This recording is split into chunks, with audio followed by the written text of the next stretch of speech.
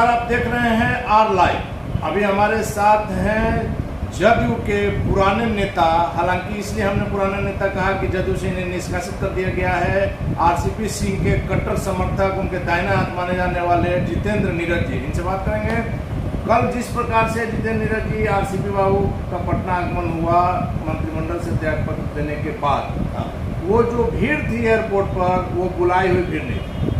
कैसे बुलाई हुई थी? देखिए, आरसीपी सर के आने का कोई प्रोग्राम पहले से तय नहीं था। वो सडनली उस दिन हम लोग को, जब हम लोग निरंतर संपर्क में रहते हैं, हम लोगों को भी जानकारी मिली है सेम डे सुबह में कि आज वो आने वाले हैं, और ये जानकारी हुई कि वहाँ इस्तीफा दे दिए हैं और उसके बाद वो आने वाले हैं। तो किसी को जानकारी नहीं थी, लेकिन कानों कान जिन लोगों तक पहुँचा, और उसके बाद जिस तरह से कार्यकर्ताओं का सिर्फ उपस्थिति में, कार्यकर्ताओं का ऊर्जा से लबरेज उपस्थिति एकदम, वो जो नारे में जो गूंज, जो अंदर से फ्लो था, तो इस फ्लो को, इस टेम्परेचर को, इस टेम्परामेंट को और समझना चाहिए लोगों को भी, और हम लोगों को तो अच्छा लगा कि ये कोई साधारण नहीं है।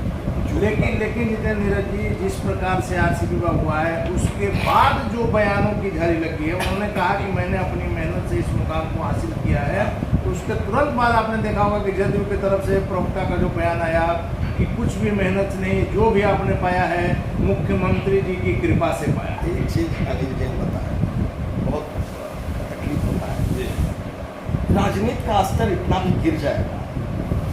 अब हमने संयोग से देखा था, जिस प्रवक्ता की बात आप कर रहे हैं, जिनका बयान चल रहा था, छात्र जीवन से हम उनको भी देखते रहे हैं, छात्र संघर्ष का हम समझते थे आदमी कर्मठ कार्य करता है।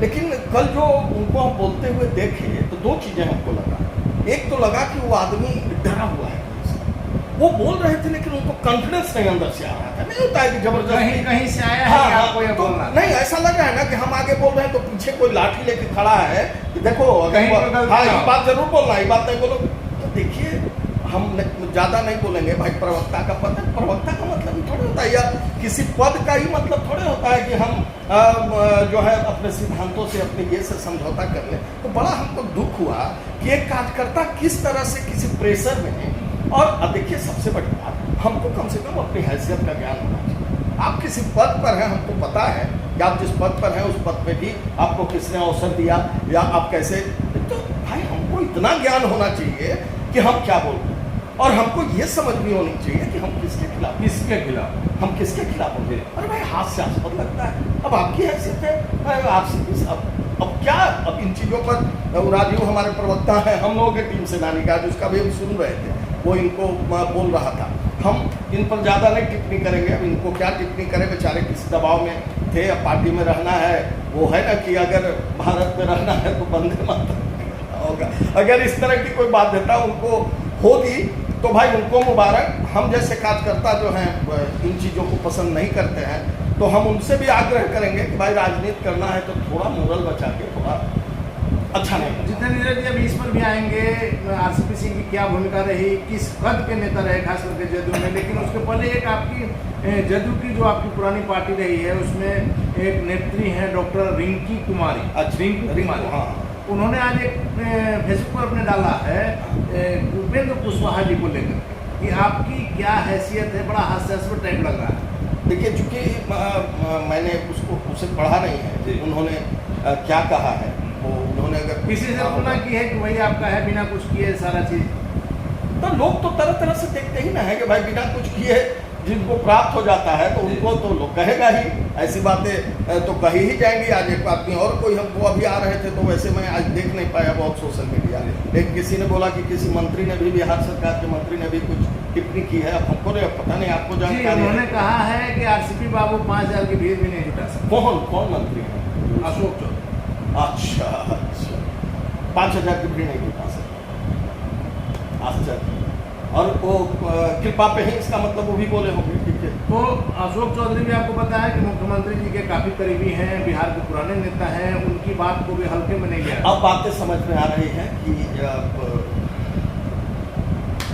जो राजा को हो पसंद वही बात कहेंगे, तुम दिन को कहो रात कहेंगे। देखिए, यही खतरनाक बात है। आरसीपी आरसीपी सिंह ने क्या कहा, आपने पहले बोला कि उन्होंने कहा कि भाई हम जो प्राप्त किए हैं वो अपने मेहनत और अपने संघर्ष के बदौलत, तो ये अच्छा मैसेज है कार्यकर्ताओं में भी।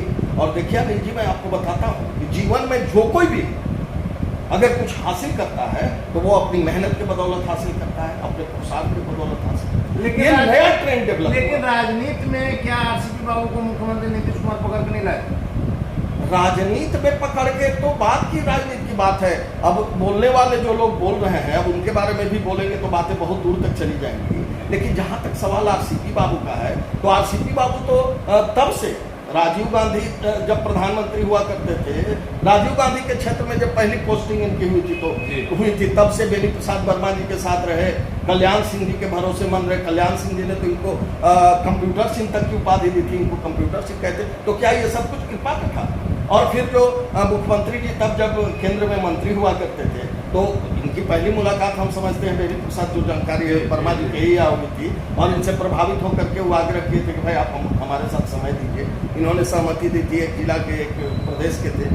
और उसके बाद जब वो केंद्र में मंत्री रहे लंबे समय तक, तो लगातार उनके पीछे साया की तरह हरिये में मुख्य भूमिका में रहे। और इनका जो है व्यक्तित्व का जो निर्धारण हुआ उसमें आरसीपी सिंह जी का अहम योगदान रहा। यही कारण था कि बाद में जब बिहार में आपकी सरकार बनी तो इन्होंने आवेदन तो नहीं दिया था। लेकिन जितेंद्र जी, कुछ तो बात रही होगी, क्योंकि प्रधानमंत्री ने भी इनकी प्रशंसा की आरसीपी बाबू। अब वो भी शायद ऐसे लोग जो कर रहे हैं, वो भी शायद किसी के कृपा पर वो प्रशंसा कर दिया। अब हम वही चीज बता रहे हैं आपको कि बीआरएस लेने के लिए तो इन्होंने, ये पहले तो यहाँ आने के लिए इन्होंने आवेदन नहीं दिया था। आपने यूपी कैडर के व्यक्ति को बिहार में बुलाया, आपने ये प्रधान सचिव की भूमिका में इनको रखा। और अनिल जी, आप एक चीज ईमानदारी से, बिहार की जनता आज भी मानती है, सब लोग पक्ष विपक्ष सब लोग कहते हैं कि नीतीश कुमार जी का वो प्रथम 5 वर्षीय शासन था, वो सबसे शानदार था, अतुलनीय। और उसके बाद से आज तक जो चल रहा है शासन, तो हम उसी 5 साल को ढोल बजा बजा के बता रहे हैं। तो वो 5 साल जो था जंगल राज के खिलाफ सरकार बनी थी, वो 5 साल जो महत्वपूर्ण 5 साल थे, उस 5 साल की पटकथा लिखने में, उस 5 साल के परिकल्पना करने में जिस व्यक्ति का अहम रोल था, उस व्यक्ति का नाम आरसीपी सिंह। तो यही बात तो आ रही है ना कि जिस जदयू में मुख्यमंत्री के बाद आरसीपी सिंह की बात होती थी कि नंबर 2 के नेता हैं, नंबर 2 की हैसियत है, एमपी एमएलए आरसीपी बाबू बनाते थे, और आज आरसीपी बाबू खुद अपने एक सीट के लिए ये स्थिति। देखिए चीजों को समझिए, नंबर 2 का नेता किसी के कह दे तो भी कोई कृपा से नहीं बन जाता है। नहीं, नंबर 2 हमारे कहने का मतलब वही मैं वही चीज बता रहा हूँ आपको कि देखा है ना, सेब की खुशबू आ नहीं सकती कभी कागज के फूल है। तो कागज के फूल को आप गुलाब नहीं बना दीजिएगा। अगर हम में क्षमता रहेगी तो ही आप हमको, तो ही मास हमको एक्सेप्ट करेगी। नंबर 2 बैठ के साथ में गुंजा फांक लेने से नहीं होगा। देखिए बातों को समझिए। आज जो आरसीपी सर वहां से फ्री होकर के यहाँ आए हैं, तो अब बहुत लोगों की नींदें उड़ने लगी। अब लग रहा है कि अब तो फ्री हो गए, अब तो ये फ्री हो गए तो फिर से कस के भिड़ेगा, कार्यकर्ताओं में जाएगा। कार्यकर्ताओं की आत्मा बसती है इस आदमी में, और कार्यकर्ताओं के हृदय में ये बसते हैं। संगठन के लिए जो काम किया है। भाई आप कहते हो कि कृपा, अरे आप क्या मैसेज दे रहे हो भैया? आप पार्टी और पार्टी के कार्यकर्ताओं के बीच में क्या मैसेज देना चाह रहे हैं माननीय मंत्री जी? कि पुरुषार्थ का कोई मतलब नहीं रहा, संघर्ष का कोई मतलब नहीं रहा। अगर कुछ हासिल करना है तो हमको कृपा का पात्र बन के रहना होगा। भगवान मालिक है तो नासिक कर दीजिएगा। लेकिन जितेंद्र जी, आप भी पुराने नेता रहे हैं, इस बात को तो मानिएगा कि दुश्मनी ऐसी ना करो कि कल के डेट में दोस्ती करने पर शर्मिंदगी महसूस। देखिए भैया, ऐसे दोस्त से तो दुश्मन भले जो जलकर भी नाम लेते हैं, और फूल से वो काटे अच्छे जो दामन को थाम लेते हैं। भगवान बचाए, ऐसे 2-4 दोस्त हो जाए तो दुश्मन की क्या जरूरत? देखिए मानना पड़ेगा आपसे इस आदमी की महानता को। आप एक बार मैं दावे के साथ कहता हूं, क्या कुछ नहीं किया गया पार्टी के द्वारा। अपमान की सारी प्रकाष्ठाएं, सारी हदें पार कर दी गई। आप एक बयान उनका उठा करके देख लीजिए। उन्होंने मुख्यमंत्री जी का तो छोड़ दीजिए, किसी भी पार्टी नेतृत्व के खिलाफ, किसी भी पार्टी के खिलाफ, पार्टी नेतृत्व के खिलाफ, पार्टी के किसी फैसले के खिलाफ कभी बोला? तो कार्यकर्ता तो सब देख रहे हैं भैया। कार्यकर्ता तो आरसीपी सिंह को भी देख रहे हैं, कार्यकर्ता तो आप लोग जो कर रहे हो वो भी देख रहे हैं। और मैं फिर से कहूंगा कि कार्यकर्ता ही किसी पार्टी की रीढ़ होती है, और कार्यकर्ताओं को आप बरगलाइए मत। लेकिन जितेंद्र नीरज जी, बात फिर घूम के वहीं आ जाती है कि वैसे आरसीपी सिंह जो कद्दावर नेता हुआ करते थे, आज भी माने जा रहे हैं, लेकिन मुख्यमंत्री नीतीश कुमार से जो सबसे ज्यादा घनिष्ठ थे, सबसे ज्यादा नजदीक थे, उनकी आज पार्टी में ये दुर्गति क्यों? नहीं, उनकी दुर्गति इसलिए, अब मुझे तो ये बात समझ में आ रही है जब मेरे जैसे संघर्षशील लोगों को पार्टी से बाहर का रास्ता दिखाया जा रहा है, तो फिर तो हम समझ में बातें आ रही है कि जो भी पुरुषार्थी लोग हैं, जो भी काम करने वाले, आपको तो बाहर का रास्ता इसलिए दिखाया गया होगा कि आप उनके करीबी हैं।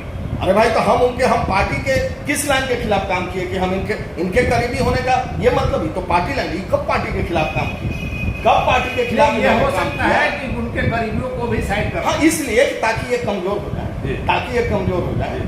तो लेकिन तुम निजी रंजिश में तुम पूर्वाग्रह से ग्रसित होकर के एक व्यक्ति को कमजोर करने में लगे हो। लेकिन भैया, आपको समझ में नहीं आ रहा है कि आप चाहे अनचाहे पार्टी को कमजोर ही नहीं कर रहे हो, पार्टी को खोखला कर रहे हो। लेकिन जितेंद्र नीरज जी, बात फिर वहीं आ रही है कि क्या आरसीपी बाबू जो केंद्र में मंत्री बने, कहा जा रहा है, शुरू से कहा जा रहा है, आप लोग ने इसका कई बार खंडन किया है कि मुख्यमंत्री के सहमति के बिना केंद्र में मंत्री बने, क्या वही कारण आ गया सामने? अब तो भाई, अब उन बातों पर चर्चा करने का कोई मतलब नहीं है। लेकिन नहीं, शुरुआत क्या, जब आप कह रहे हैं कि सब कुछ कृपा दृष्टि से हुआ है, तो आप ही बता दीजिए ना कि अगर वो मंत्री बने थे तो उसमें तो आपकी कृपा नहीं थी ना। प्रधानमंत्री जी और तमाम विभागों में अव्वल इनका विभाग आया, तो इसमें तो आपकी कृपा नहीं थी। प्रधानमंत्री जी ने अगर इनकी सराहना की तो इसमें तो किसी की कृपा नहीं थी, यहाँ तो इनकी प्रतिभा। प्रधानमंत्री ने सराहना की तो आप में टैलेंट था, तो टैलेंट है ना जी।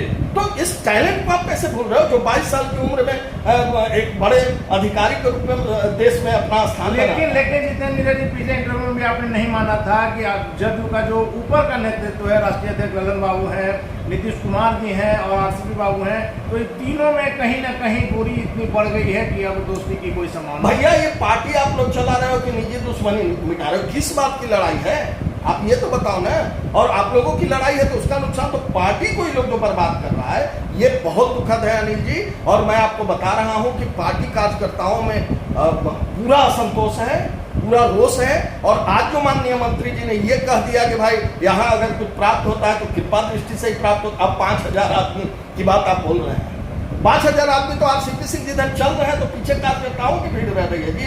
कल एयरपोर्ट पर जिस प्रकार की भीड़ थी, तो वो आरसीपी सिंह ने निमंत्रण दिया। 5000 की बात आप कर रहे हैं माननीय मंत्री जी, आप किस मापदंड की बात कर रहे हैं? आपके बारे में बताएं, आप किस पृष्ठभूमि से आए हैं? असल में उन लोगों का पृष्ठभूमि रहा है, वो जिस कल्चर के। आरसीपी बाबू का अगला कदम क्या होगा? आरसीपी बाबू का अगला कदम तो उन्होंने कल बताया है। अभी तो उन्होंने कहा कि मैं अपने गांव मुस्तफापुर में रहूंगा, मुस्तफापुर में रहूंगा, काम करूंगा। नहीं, उन्होंने कहा है मुस्तफापुर में मैं रहूंगा, इसलिए कि मैं भाई मेरा तो न कोई यहाँ घर है और न कहीं कोई बात है, तो स्वाभाविक है कि मुस्तफापुर में रहूंगा। लेकिन युवाओं के सवाल पर, युवाओं के रोजगार के सवाल पर, या युवाओं को कैसे प्रशिक्षित किया जाए, किसानों के सवाल पर, और या कार्यकर्ताओं के सम्मान के सवाल मैं सजग रहूंगा। हमारे, और उन्होंने बड़ा आत्मविश्वास के साथ कहा है कि न मेरे अंदर आत्मविश्वास की कमी है, न मेरे अंदर ऊर्जा की कमी है, और मैं हमेशा सकारात्मक। और जदयू में तो अब निकालने के लिए तो लगातार लगे, लेकिन अभी बने हुए हैं और अगले एक्शन तक बने रहे भाई। अब वो समुंदर है, जितना कुछ सहने की शक्ति सब में तो नहीं।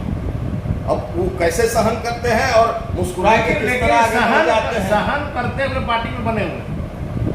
अब जब इस पर भी नहीं बोलेंगे तो हो सकता है लोग कहें कि अब घर चल के उनको पार्टी से एकदम बिहारों से बाहर निकाल देगा। घर से निकालिए दिया, लोग पार्टी से निकाल देगा, बिहार से निकाल दे। क्या करना चाह रहे हैं लोग, भगवान। आखिरी सवाल है कि जिस प्रकार से आपने देखा होगा, बिहार के कद्दावर नेता रहे नरेंद्र सिंह की मृत्यु हो गई है, और मुख्यमंत्री जी यहाँ विधानसभा में गए थे, लेकिन उनके गांव जमुई में जो उनका गांव स्थित है वहाँ मुख्यमंत्री जी नहीं गए। इस पर आप क्या कहें? अब देखिए, अब तो आप एक ऐसा सवाल कर दिए, बहुत सारे लोगों ने हमसे फोन कर दिया। देखिए, हम लोग तो एक समाज से जुड़े हैं, क्षत्रिय समाज के खास करके वर्करों ने।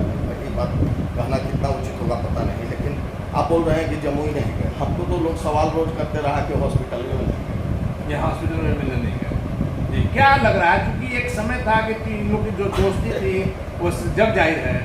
जो भी लग रहा हो, समाज को अच्छा नहीं लगा, और लोग तो यहाँ तक हमसे कहते हैं कि भाई इसलिए नहीं गए क्षत्रिय समाज के थे। अभी तो ये तो हर आदमी की अपनी संवेदना है।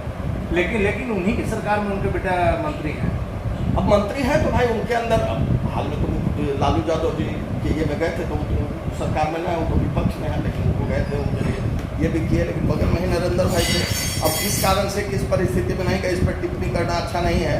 लेकिन समाज के लोगों में इस बात का रोष है, और समाज को लगता है कि चाहे बात सत्ता के लोग हों कि विपक्ष के लोग हों, सब लोग इस समाज को खाली उपयोग करते हैं, बाकी तो जो होता है। अब हम आपको क्या बताएं, हम लोग तो समाज के संगठनों से भी जुड़े रहते हैं। लोग उनको कहता है कि हम लोगों को अंदेशा था कि आप जैसा कर्मठ लोगों के साथ भी जिस तरह से पूर्व में समाज के अन्य नेताओं और कार्यकर्ताओं के साथ होता रहा है, तो आप जैसे कर्मठ कार्यकर्ता के साथ भी ऐसा ही होगा। लेकिन आप माने नहीं, पूरे निष्ठा से लगे रहे और आप लगे थे तो समाज प्रवर्तक भी नौजवान भी आपके साथ लगे थे, तो गुस्सा तो समाज में है और बातें बहुत सारी हैं। अब उस विषय पर सामाजिक लाइन पर बहुत बोलना तो उचित नहीं, लेकिन हमारा समाज से हम लोग आते हैं तो ठगा हुआ तो। चलिए, धन्यवाद आपका। तो ये थे हमारे साथ जितेंद्र नीरज जी, जो साफ का नाम है इनका कि इनका समाज जो है अपने आप को ठगा हुआ महसूस कर रहा है और आरसीपी सिंह का जो पेशेंस है, जो धैर्य है, वो काबिल तारीफ है। आगे क्या होगा देखना काफ़ी दिलचस्प होगा। फिलहाल आप बने रहें आर लाइव के साथ।